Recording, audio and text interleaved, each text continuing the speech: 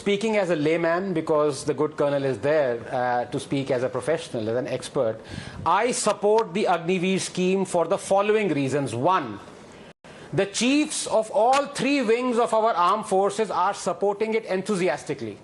And across decades, across different governments, I cannot think of a single instance where our chiefs have knowingly taken a decision not in the interest of either the armed forces or the nation.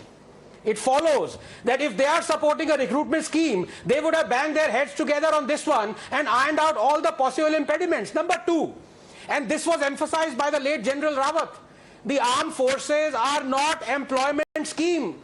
They are not Manrega. I'm sorry. In fact, they should be, and they are, one of the toughest forces and places to gain entry. Only the best should be chosen, and once they are, routinely tested so that they remain the best. It follows that if our military feels that there should be multiple rounds of merit-based competition, by all means, it should be encouraged to implement such a policy. I repeat, you are joining the defense forces, not a government employment scheme like Manrega. Number three, such recruitment schemes are followed by many nations. India is not an exception. You've already quoted China, Russia, France, and USA. Number four, the world over, you want the youngest, the fittest, the best to be trained for all future eventualities as begets their fate as well as the fate of the nation. The UPSC and the IITs have a multi-level selection process. So why shouldn't the armed forces? Number five, as far as the scheme now is concerned, you have a merit-based inclusion, after which you are trained for 4 years, at the end of which you accumulate more than 10 lakhs and you get an opportunity to further compete for a position in the defense forces.